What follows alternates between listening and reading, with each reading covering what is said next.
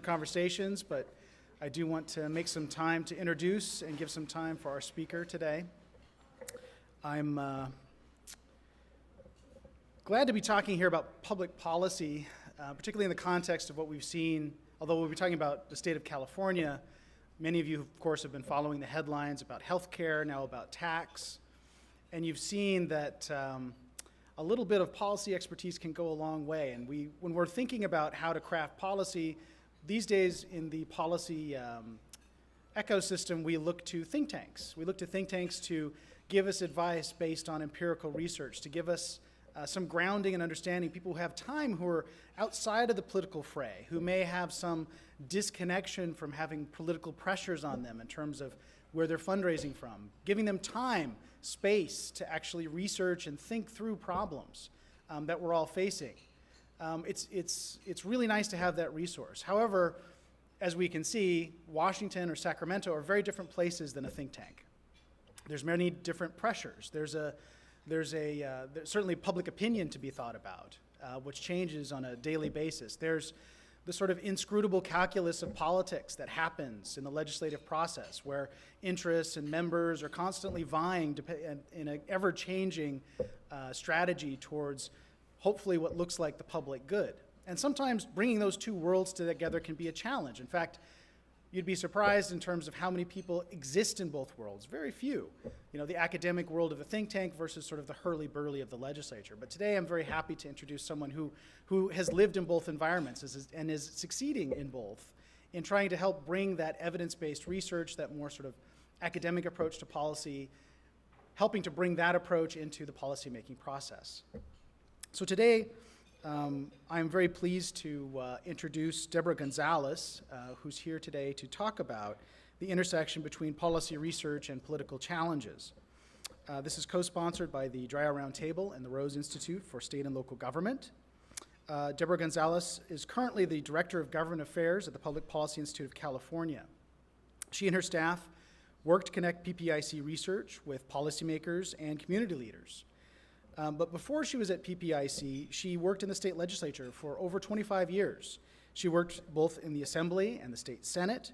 She worked as policy director to 5 different Republican leaders. She represented legislative Republicans in negotiations involving the state budget, as well as welfare, education, healthcare, prison and tax reform, a variety of different complex issues. So she's going to come here today to talk to us, who probably have, maybe some of you have some experience working on Capitol Hill or Sacramento. Maybe some of you are learning here at Claremont, McKenna, an approach to public policy research. She's going to talk to how to bring those two worlds together. I'm also happy to say that she is a graduate of Claremont McKenna College, along with her husband, Tony, who's joining us here today. So please join me in welcoming Deborah Gonzalez.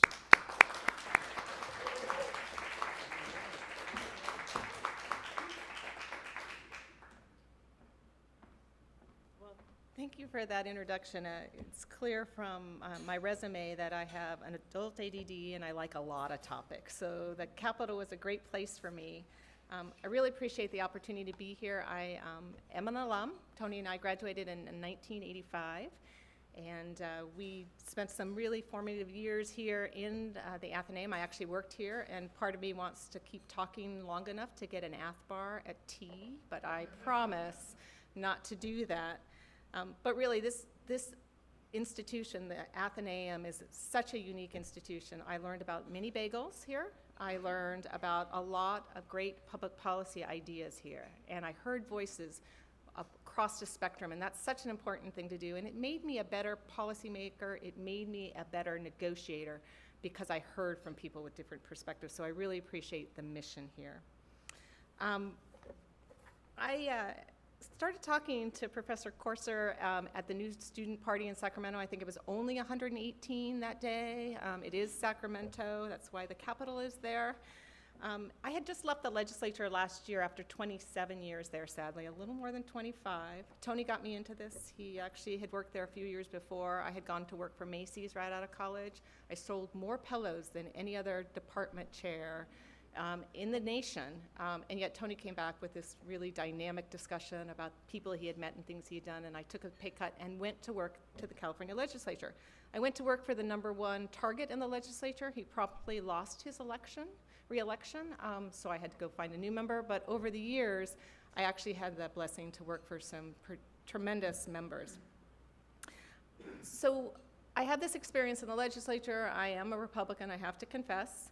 I was a negotiator, so I did significant negotiation. I was the major Big Five negotiator, which was the 4 legislative leaders and the governor through the 90s, through the Great Recession and those things. I also was the chief of staff to 2 caucuses, and so it gave me a really breadth of experience.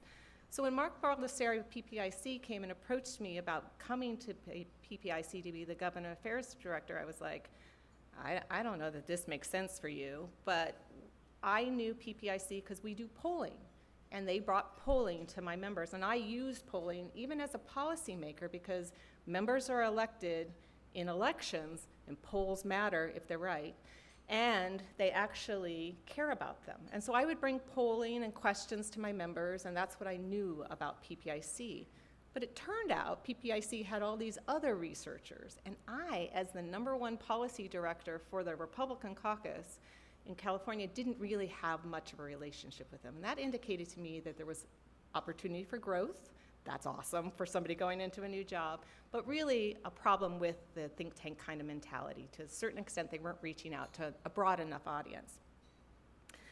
And then something on their webpage caught my eye. It said, "We are dedicated to informing and improving public policy in California through independent, objective, nonpartisan research.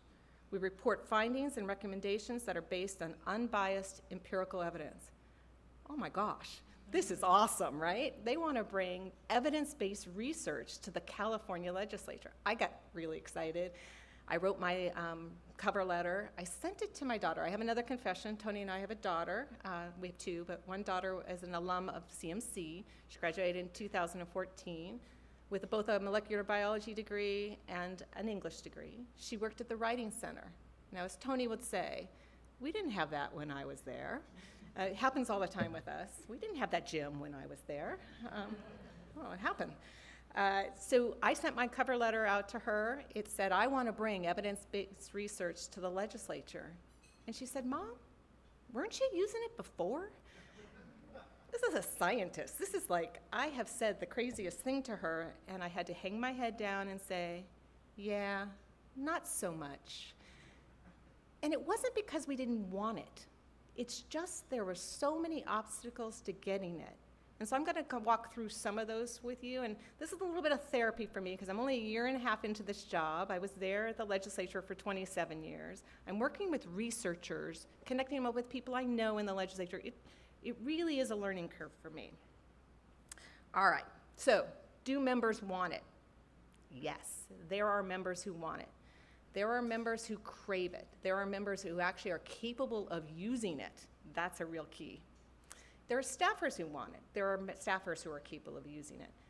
But there are obstacles to getting in there. I worked with members who are inherently political. Again, everybody's elected in elections, so they actually have to be political, but they are open enough and capable enough to understand it. But I also have to say, no, there's some members who don't want it. There's some staffers who don't want it. They are particularly political. Their districts don't mind them being political. That's just their nature. So you just have to be able to identify those kind of things. And then there's this third category is maybe, and it might depend on the issue. So I'm going to give you 3 examples of issues that we would encounter that are political and kind of obstacles for bringing those issues or bringing common sense to those issues. The first is just a political issue. In the 2000s, we actually had a bill on violent video games prohibiting it. And because people were really upset about violence and they were attributing video games to the reason we had so much violence. I'm a lawyer. This is a blatantly unconstitutional bill. Tony was the staff director to the caucus. They wrote the analysis. They indicated this is a blatantly unconstitutional bill. Almost every member voted for it. The governor signed it. It was challenged in court. We ended up spending $1.5 million to pay the attorneys when we lost the case. $1.5 million that could have gone to feed kids, provide health care, do real things. We did it. It was political. There was nothing we could have brought to the members at that point in time that would have changed their mind on that bill. That's an example of just a political issue. Then there's these forces, as the governor has said to me before. This governor, before I left, I was negotiating on transportation. I did not pass the largest tax increase in transportation history. I did the largest tax increase before that. Doesn't make you popular as a Republican. But this governor, we were negotiating on transportation taxes, and in exchange for Republicans, we're very interested in roads and improving transportation infrastructure, but we were concerned about the cost of delivering this infrastructure. It takes 4 times as much money in California to build a lane mile of road than it does anywhere else in the nation. And we were talking to the governor, and the governor says, there's these forces, and they've been around a long time. And so these forces, he meant the labor unions, in this case, and they won't let us make these changes to speed up the cost of construction. And so there was a lot of back and forth, and we, at that time, did not end up doing it. It was a year later they did the tax. The forces actually reared their head recently in the housing crisis. So as you know, we all have a housing crisis. We have a housing shortage that's causing housing prices to go up. CMCs, you know that, supply demand makes it very expensive. I love that about you. We have a housing start problem, about 100,000 housing starts a year short. And so the legislature, you know it's a big issue, 120 bills were introduced. It's a lot of bills in one topic. The legislature passed a package of 13 bills. Half of those bills were focused on low-income housing subsidies. We passed about a $3 billion package on low-income housing subsidies. That sounds like a lot of money, $3 billion. I know, just crazy, right? That's one subsidized housing per city per year. That's it in California. That will not solve our housing crisis. It's pretty expensive. So you need to go after the private sector and get more housing starts done. And so the legislature rightfully identified that one of the problems is we have regulatory burdens, and that time is money in housing. And so people aren't building because of CEQA and other issues. And so they passed a CEQA streamlining bill. Yay, they got it right? Until in that bill is a poison pill that requires private sector builders building private homes to pay prevailing wage, which raises the cost of housing by about 30%. So this didn't seem logical, right? You want more housing, lower cost housing, but you put this language in.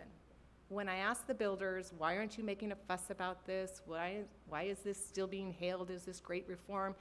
Their point was, it didn't change anything. We still have the old way we can deal with it. It didn't cause any harm to us. If we want to streamline it, it pencils out, we'll do it, but we won't.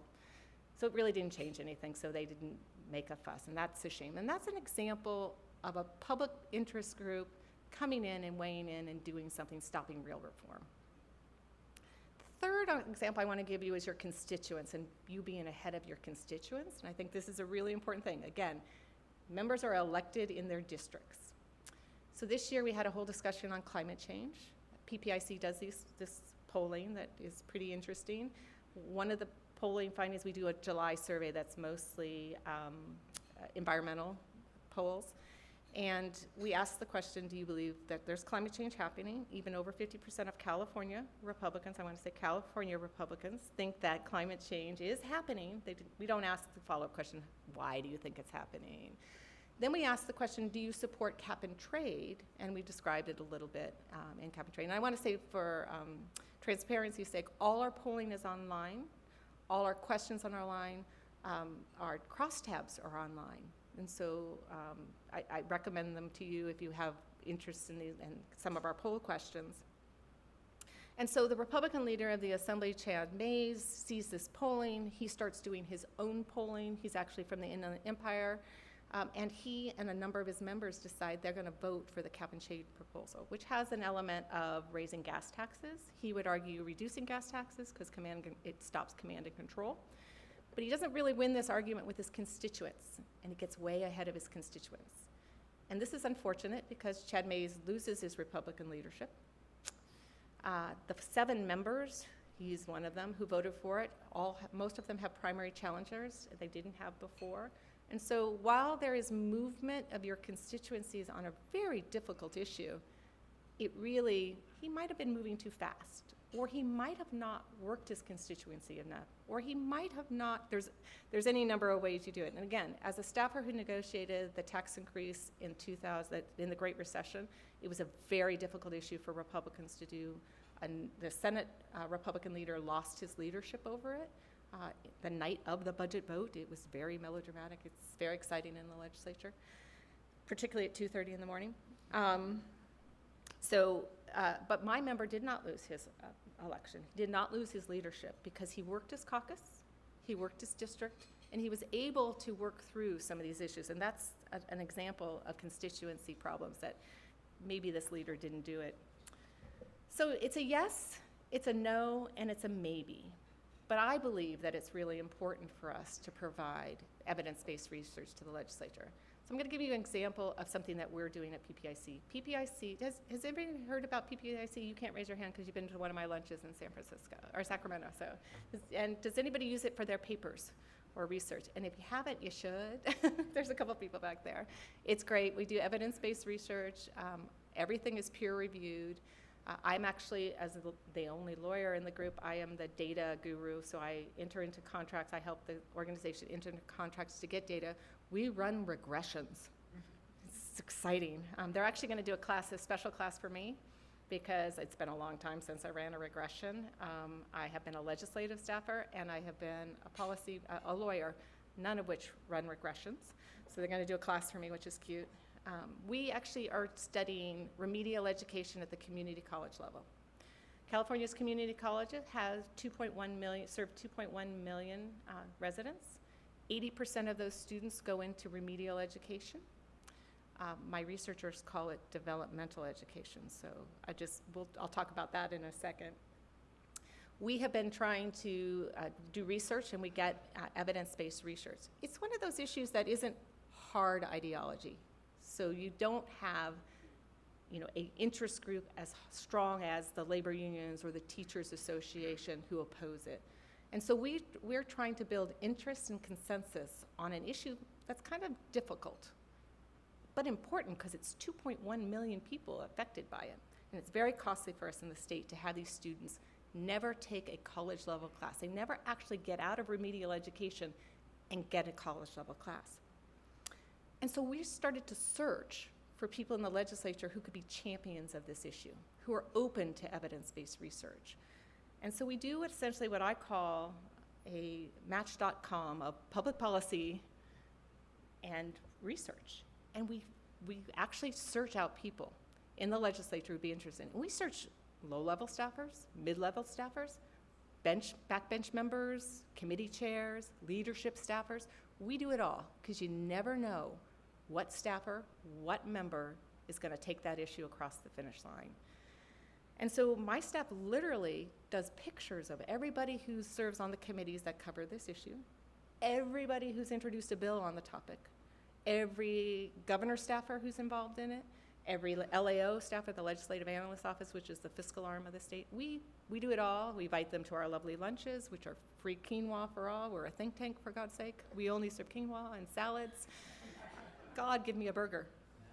It's been working on that. So we do this, and it's great, and we find these people, they become our champions, and then the election comes. And 2018, we're going to have dramatic change in the governor's office. That means everybody is potentially no longer there who was there before. We're going to go from a 4-term governor to somebody who hasn't run for governor before. And they don't always keep their staff. They want key staffers that are related to them. And this is going to create a challenge for my Match.com. I mean, it's kind of like Match.com. Now I got to go out and look again. Got to find another person to meet. It's great. We spend a lot of time building relationships to identify these people, because they have to do some serious lifting on these very kind of nuanced issues. In the legislature, all 80 assembly members are up for re-election. Interestingly, only one is termed out this next term. That's amazing. In a couple of years, 40% of them are turned out, so that's a level of stability we haven't seen in a long time. 2 of the other members are running for statewide office. But that's going to be a level of stability. In the Senate, it's going to be a small changeover, but it's not going to be significant. But even with stability, I just heard on Friday, 3 Senate staffs were wiped out. They actually fired all their staff. They're bringing all new people in.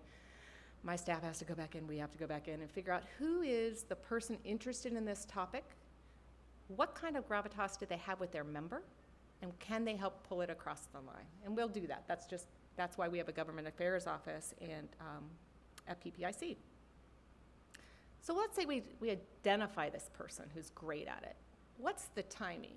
And this actually, I think the tax plan that we're seeing right now is a really good example of where timing is really hard to get in public policy and research. And I'm going to talk a little bit about researchers and their timing skills, but I'll do that later. But policy, in my view, and particularly big, difficult issues, don't happen every year at the legislature. The legislature doesn't take up the really tough issue every year. There's kind of themes that happen year after year.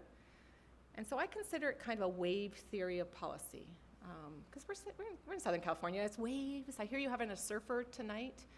Physicists come. So we'll do the wave theory. So the wave theory is it starts to trickle. Members start to introduce bills. This issue starts to gather steam.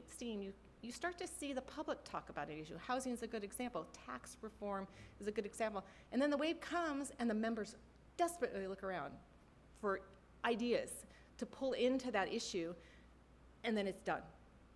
In tax policy, it's every 30 years we look at tax policy in the United States. Education reform, 20 years. I mean, we really don't see these things happening all the time. So you need, as a researcher, to be prepared to see when the ripples are coming, doing your research, and now you've got this problem because you're trying to get data, and it's hard to get data. You've got to run your regressions. That takes time. All these things happen, and then it may end before you get that done. And so timing's a really critical issue for making the connection between the two of them. And that's something I'm working on quite a bit with my researchers. I'm going to touch a little bit on working with academics. And again, I think I've mentioned that I am not a PhD. I do not have a PhD, and I do not have a master's degree. I do have a law degree, which seems to give me some cachet with my researchers. And no offense to the academics here, because I adore you, I love working with you, and I love working with my academics. They have self-selected to come to an organization that intends to be influential with public policy. But you've lived in academia a long time, and you speak a totally different language than politicians and policymakers. Your schedule is very different. The fact that you want evidence-based research is awesome, but I say to my researchers all the time, they say, when do you want this? And I'm like last year. And they're like, oh, sorry. I've got to do this, and I've got this conference, I've got this academic paper. And they're right. Those are all things that are really important and which give us gravitas that when we go into the building, that our stuff is really done right. So you can't cut corners on that. It's just frustrating as a policymaker, seeing the wave coming and knowing it's going to crash, and it may be a while. And academics get frustrated too, right? They've had this idea, nobody's biting on it, it's still rippling. They go open a coffee shop somewhere, decide not to be an academic anymore because nobody paid attention, and the wave comes, and it's done, right? And it's really frustrating from that perspective. So I understand timings there, and my researcher, I actually had a researcher say to me on Friday, he said, it just seems accidental that we're able to influence the legislature. And I'm like, no, we're here. They introduced this bill because we did this, and no, it seems much more accidental. And I'm like, oh, you're driving me crazy. So I'm not letting him talk to my other academics anymore. So it's working out well. I know I don't want to talk too long because you might have questions, but you might not. But I want to talk a little bit about products. And so what I found out about PPIC, we do K through 12, higher education. We do correction reform, which is just so needed in the state. I'm very excited, even as a conservative Republican, I recognize there's much better ways to handle our correction system. We have a water center that does amazing work. We have the survey, which gets me in almost anybody's door because people are excited about it. Even when I go to Washington and we do California-based policy, I get to go in to see the leaders of both parties and the Senate Most of our delegation, it's hard to see them all, there's a lot of them, because we do this polling, so it's amazing. I've got these kind of tools that other think tanks don't have. But I also have a significant amount of my staff at PPIC are translators of researchers. They're public affairs folks. They're not government relations folks, they're the editors of researchers. So when PPIC started, it started in 1994 with a gift from Packard of Hewlett-Packard? No, Hewlett instead of Packard. And they used to publish these books. And they're really great books. I mean, they're chock full of information. They're great. But if I got this book as a policymaker, I'm a CMCer, so I would love this book. I would take this book, I would put it on my shelf, I promised myself I'd read it, and I would never have time. Because I have 4,000 bills that are running through the legislature at any one time. I have caucus member issues to deal with. I have constituent issues to deal with. I'd never have time to look at this book. And so PPIC figured that out after a while. I think it was about 10 years ago. And we started to do something called, they're shorter versions of the reports, and they're like 28 pages. They're very glossy. We actually hold public events where you can come have quinoas and beer bread, which is the most popular thing. Because if we actually do this event and we don't have beer bread, I get the worst criticisms of the event. It's not about the research, apparently. But so we do 28 pages, and we do an appendix, which has all the regressions, all the methodologies, because all our stuff is peer-reviewed, and it's really important for us to be peer-reviewed. And so that's there. Then we realized that might be too much. So we go down to the 2-pager, right? Because we're trying to get their attention. We're not reducing the amount of research that we're doing. We're trying to pull people in where they can get it, how they can feel it. So then, yeah, we do the 1-pager. Well, it's really 2 pages, but it looks like a 1-pager. We do a lot of those. We do just the facts. All of these things, my husband's joke this morning was, next week we're doing Twitter. I hope not. I don't think we do. I don't think we do a lot of Twitter. But the reality is, you need to be able to provide people who are very busy information that comes to them in a way and at a time that they can handle it. And spending time and thinking about that feels funny if you're an academic and you've been working on this issue and you've got the regression and you know how important this issue is.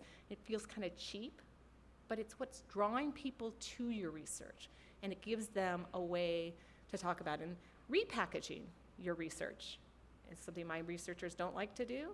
Repackaging it makes a lot of sense, because you did that research, it's pivotal research, 3 years ago, and the wave's coming. If you could just update it a little bit, do it.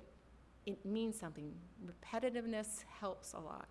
You want to be on people's minds when these things happen. The other thing I want to say about academics, I love them dearly, but they also get validation from their publications.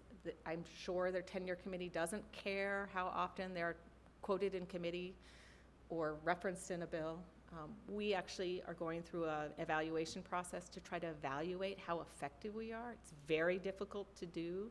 We can't legally take positions on bills because we're a nonprofit. We don't write legislation. So we're kind of in that world where we hand them this beautiful piece of information and they go, good luck.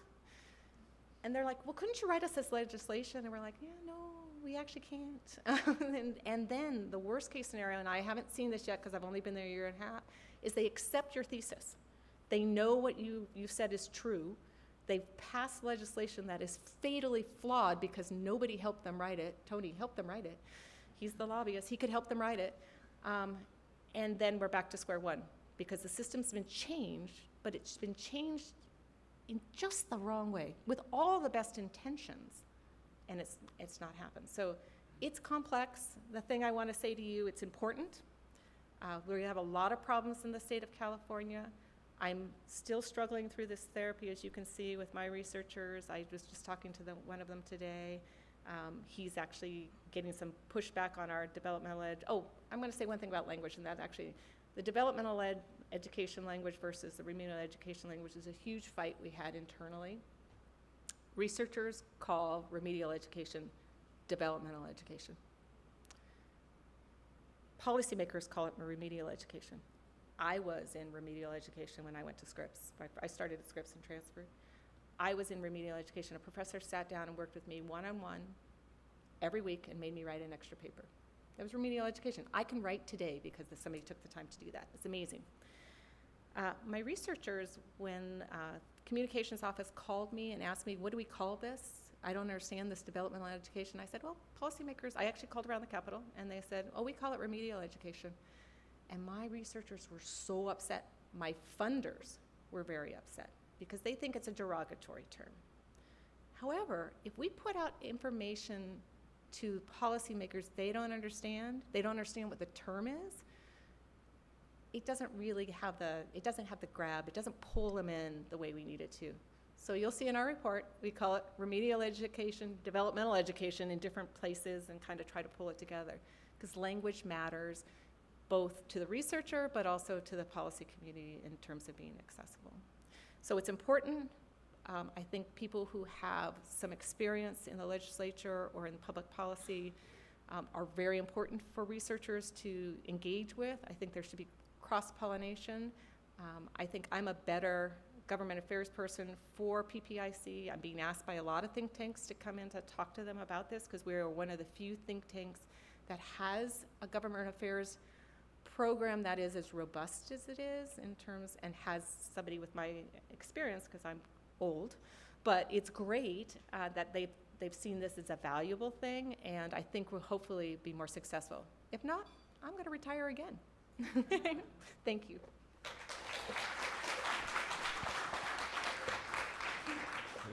We'll now be opening it up for the question and answer. Please raise your hand if you have a question, and Melia and I will come to you with the microphone.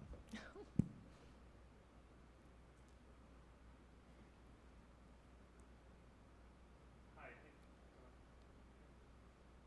thank you for your talk. My question is, I've worked at the Texas Public Policy Foundation, and I was wondering, given your experience in the California state legislature and the forces you mentioned and the different dynamics at play with trying to be in the public policy world, do you think that those forces are similar similar to the forces in other states and the work is similar, or do you think that there are certain things unique about California, and maybe there's a perspective there about being a Republican in California versus in Texas? But I'm interested to hear your thoughts on if you think that there are any special dynamics in California versus the other versus the other states where they have state-based think tanks like the Illinois Policy Institute, Texas Public Policy Institute, and other ones in California too. Thank you. Yeah, I would suspect there isn't much of a difference. I think you have forces everywhere, right? Politics involves people who gather together with like ideas and try to, encourage those ideas to be adopted in a positive and sometimes not so positive ways. I think that happens everywhere. I think what's unique about California is our size and the fact that we have a full-time legislature compared to some states. The fact that we're the 6th largest, we always go back and forth about this. This is actually one of my favorite parts of floor debate. And somebody says 6, somebody says 5. We used to be 7. I don't know. But we're the 6th largest economy in the world. If something starts here, it goes other places. And so, to the extent that you're in California, I think it's a higher stake game. And so, what's happened on the labor union front, I think, is a little bit a function of the lack of labor union status in other parts of the state, the fact that there's this Supreme Court ruling that's going to come down. The labor unions really felt their oats this year. They really much more aggressive than ever before. So I think that it's so important to get it right in California if you're an interest group compared to other states, just because people follow our example. But I'd love to go to see some of those other think tanks and hear from them, because I think that's something we don't do. We talk a lot to national think tanks. We spend a lot of time with Pew and other think tanks, and it's been interesting. Everybody's grappling with the federal issues that are happening now. It's almost like the big eye and Lord of the Rings is turned towards the feds. It's not something we've spent a lot of time with because we have made it our mission to be California specific. You can't ignore the federal government. So much of what's happening, whether it's this administration or another administration, but this one seems to be more dramatic in terms of what might happen today or what might not happen tomorrow, and a lot of people hadn't thought about some of these things.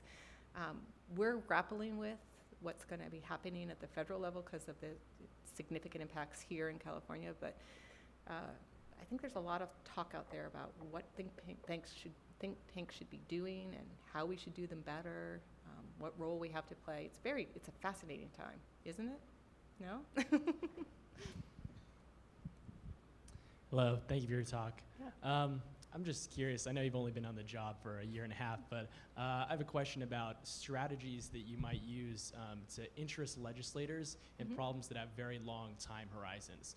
So I'm thinking specifically of something like unfunded liabilities for public pensions, something where the time horizon for that is beyond, two sets of term limits for politicians. It seems like evidence-based research could be a really powerful tool in convincing people to take up things that are politically difficult now, but are only going to have ramifications far down the line.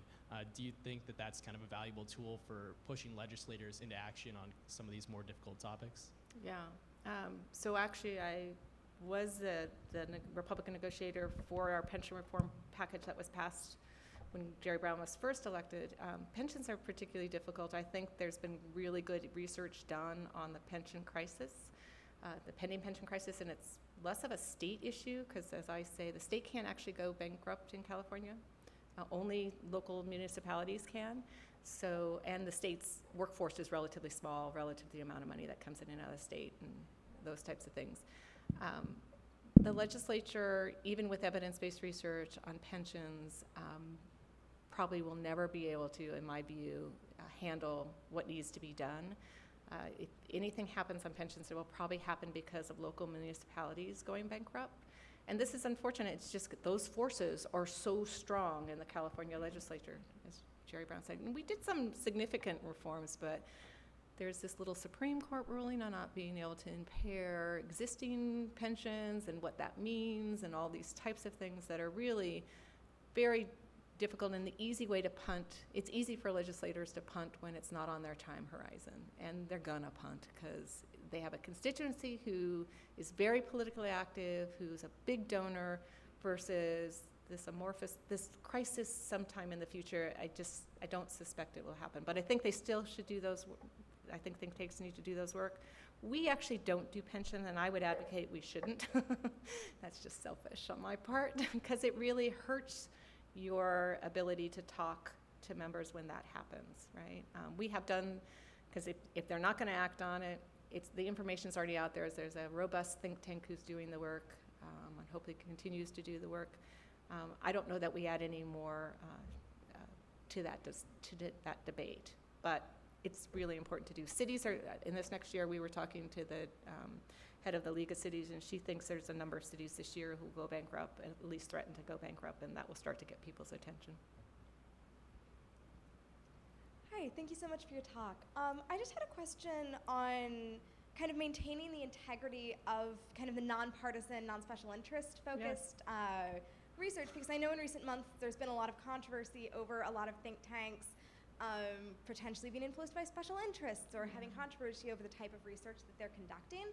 And I was wondering what your thoughts were on how PPICs strive to maintain the nonpartisan, very fact-based research mission that you guys have in opposition to a lot of what else is going on. Yeah, great question.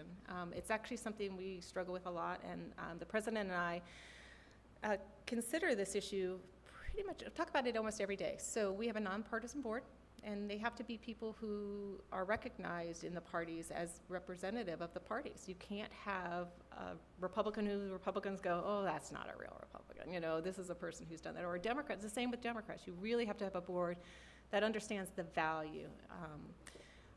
We also have something called a statewide leadership council, which is a broader group where we bring actually the party leaders in, and then people hopefully more representative around the state who provide us with guidance on what we do.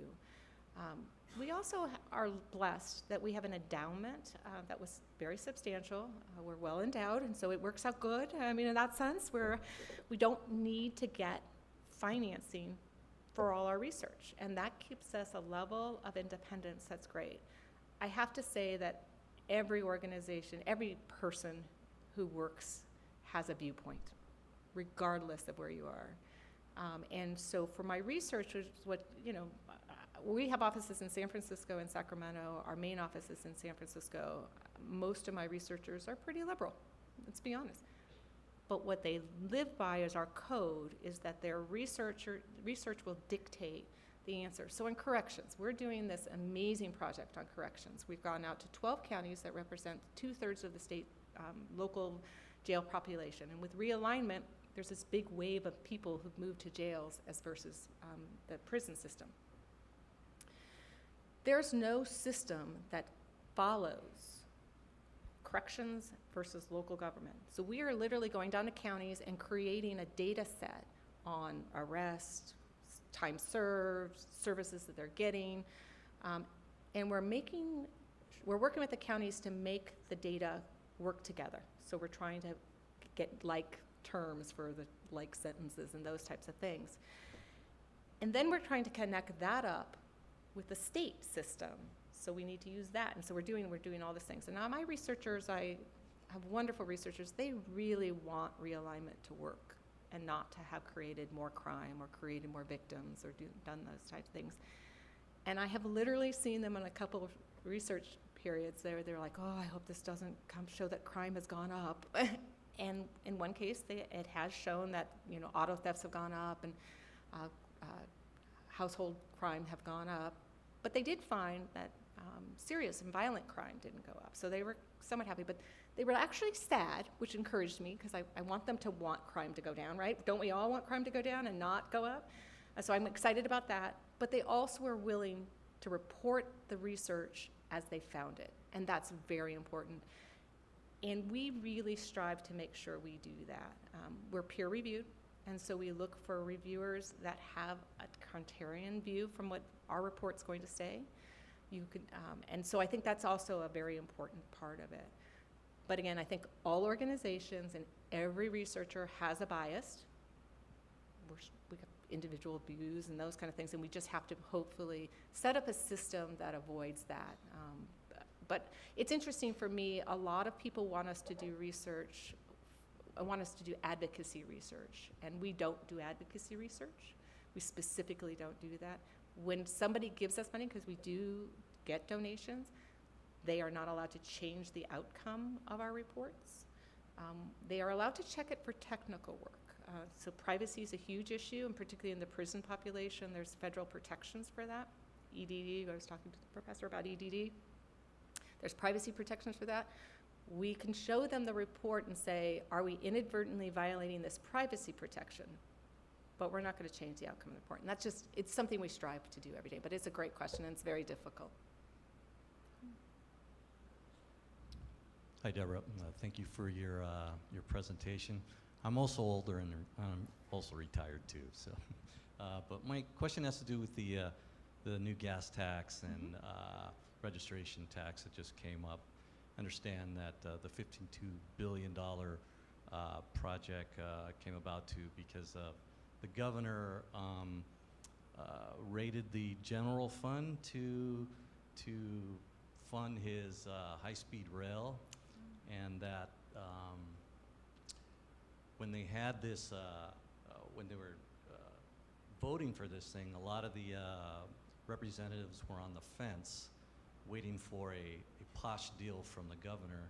I don't know how many hundreds and millions of dollars were passed along to these representatives, both Republican and Democrat, that eventually voted for it. And I guess the governor wanted to come to the well again to get more funding through this tax thing. My question is to you, since you came out of the legislation area and the transportation, if you could talk about that a little bit. And then also, I understand there's a grassroots organization that are fighting it right now to put it on the ballot, I believe, if they get so many signatures. And I know the Democratic side is fighting it and such. If you could just talk to that a little bit, I'd appreciate it. Sadly, I know a lot about this. So transportation funding, part of my wave theory, I actually forecast that transportation was going to be a big issue when I was driving my daughter, my youngest daughter, who didn't go to Claremont, she rebelled, who was driving her around the state, and roads were horrible. And I knew at some point members were going to start doing bills. So they did start doing bills, and this was 4 years ago. And there's a problem with our transportation funding system for a number of reasons. Yes, the governor has diverted general fund. Well, let me step back. Transportation funding is traditionally paid for by user taxes in California. It is not usually paid for by general fund. It wasn't until the budget crisis of the Great Recession that we took transportation taxes that were specifically dedicated, this is diesel surtax paid for by truckers, and we used it for general fund purposes to pay off transportation bonds. So we were diverting some money, and then we had this crisis in transportation based on the fact that your cars are more energy efficient, they get more miles. We fund our roads by the surcharge on gasoline. We have some electric cars that never pay a surcharge. There's a whole reason why we weren't going to get enough money. And then we have this problem of it costs more to build roads in California, right? So we've got these two things that are happening. We're going to run into a crisis in our roads. You've driven on our roads compared to other states. They're pretty deplorable. We poll on transportation taxes, and people in California really care about roads. They really hate transportation taxes. I mean, it's no doubt a loser issue for the legislature. It's just bad. So the governor believes in transportation. It really does, you need to fund these things. And he starts to negotiate. People are concerned about the high-speed rail. That is a bond, and that was paid for, the bond money, and bonds are paid out of the general fund. So he really didn't raid general fund. It's just how bonds are paid in California.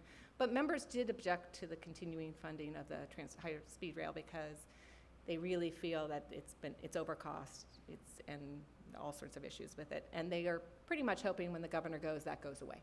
So that's kind of how that happened on that. So the governor needs at least one Republican in the Senate to pass the tax. And so he starts negotiating with Jeff Denham, who's a termed out member of the Senate, and he actually has a legitimate transportation issue. He represents Stockton, and a lot of his constituents take the train or drive into the Silicon Valley because they can afford a house in Stockton and they have to drive to Silicon Valley. He got a pork project, I think it was a $200 million train, but at least it was transportation oriented, because I've been there when we've done taxes and you got a swimming pool, a club. I mean, it really was a very legitimate transportation issue. And he really was going to be putting up a very difficult vote. And then some other members got similar things of that nature. There is now a recall on one of the senators from Orange County. There were some efforts to stop the recall by changing the election process. They did it with a budget trailer bill, which is a really interesting thing we could talk about for hours about that mechanism. One of the Dem members from the Dem caucus in the Senate actually came to one of our events right after the recall was launched, and he said if they qualify that, he will be gone. It polls so badly, and his district straddles LA and Orange County. It's a tough thing. He's potentially gone.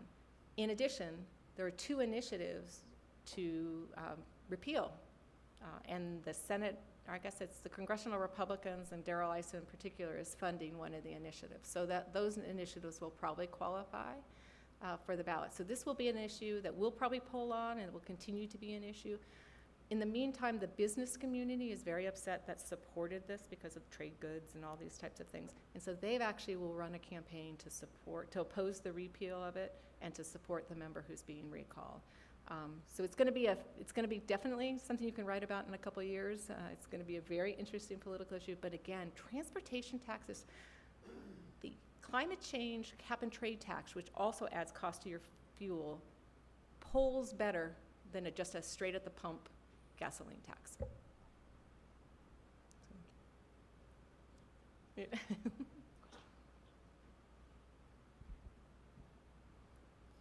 One of the things that you noted was that constituents or members respond not only to your research when the time is right and when the conditions are right, but they care a lot about their constituents. It seems to me that there's a natural avenue for you to reach out to constituents and to take all of your beautiful information and translate what us pointy eggheads, try to say into language that might sway constituents and thereby influence members in policy. Do you undertake any of those efforts? This actually was one of the first questions I asked when I got there, and the answer was no. And it's just a matter of resources. We don't have enough resources to do it because it's the number of constituents you have to reach are pretty high, right? And to get to that level where they actually respond to it. I think our polling is the closest that we do, but it's mostly reflecting people's viewpoints as opposed to encouraging people to move a certain way.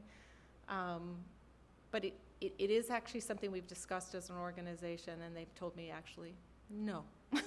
So we'll see if that changes, but it is the right thing to do. I believe as a former policymaker that all of the issues we deal with are never come out of the members' minds just on high. It comes from something they're experiencing in their community and the support they have. If it doesn't come from that, they usually get a pretty big pushback. And so the fact that you'll get education reform or tax reform or those kinds of things that people are hearing about and feeling about, and they have to have some level of support for them to go there because members are sensitive to the election. They really are. And it's, I think if I were to do any reform is to run around to people and say they really do care if you vote. And they really do care about who you vote for. And so make sure that you're out there explaining and being present to your members because they do care. Well, unfortunately, we all have classes Yes. and we have to move on, but this has been a fascinating discussion, so please join me in thanking Deborah Gonzalez.